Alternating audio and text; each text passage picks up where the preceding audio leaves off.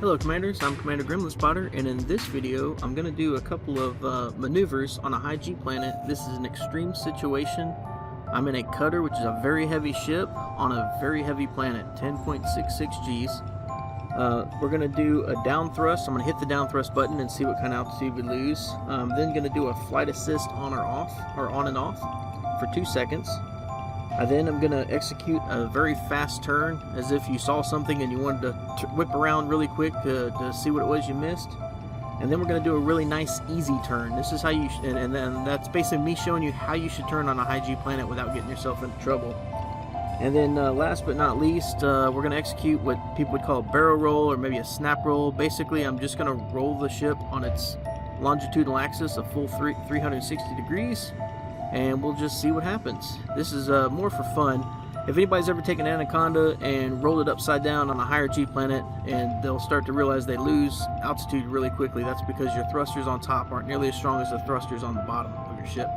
So I just thought that'd be something fun to do, and I hope you guys enjoy. So we'll be getting started with our first test here shortly.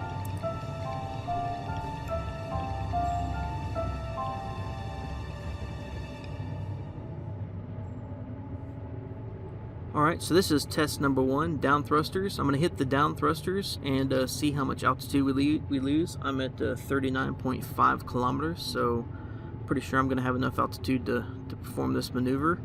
In most of my videos where I'm doing high G landings, I always tell you when you come out of the glide, don't hit the down thruster because you don't have enough altitude to recover from that maneuver.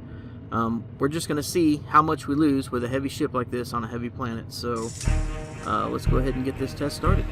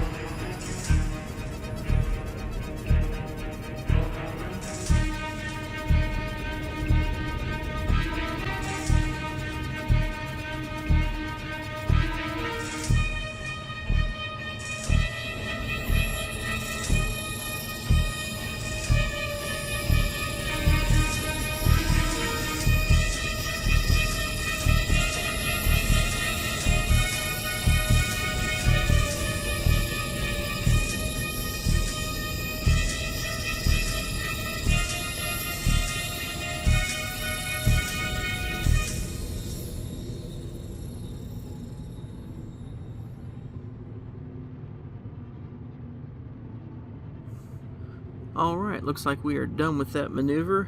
We are now at 18.4 kilometers, which is a loss of 21.1 kilometers.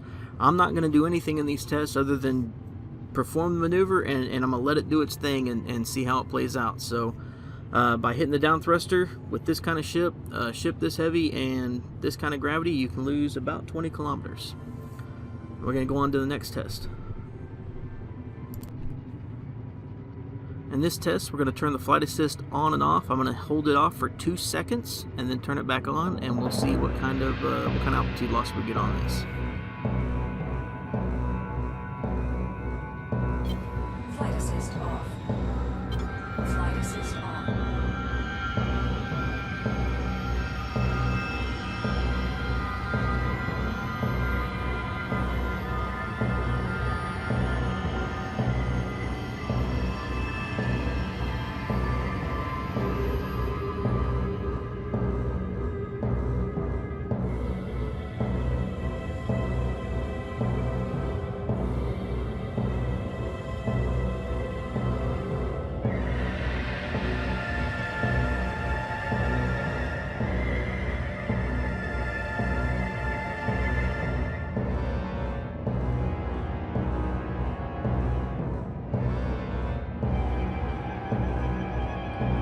Alright, now that test is over, looks like we went from 39.6 to 33.4, so we only lost 6.2 kilometers in altitude.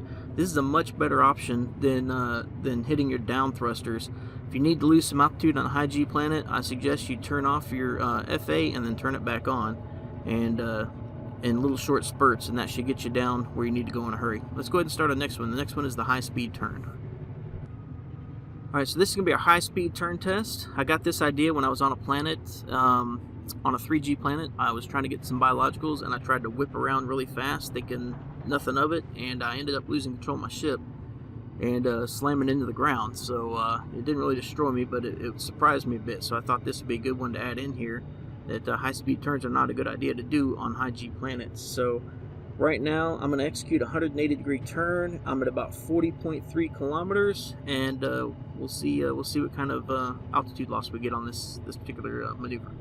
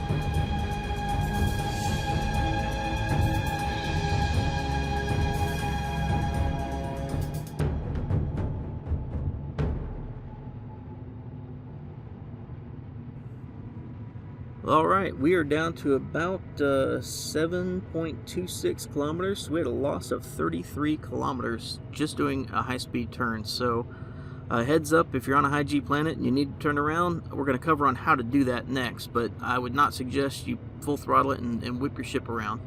Be a little more graceful and take a little more time on your turn, and I'll show you how that works here in just a second.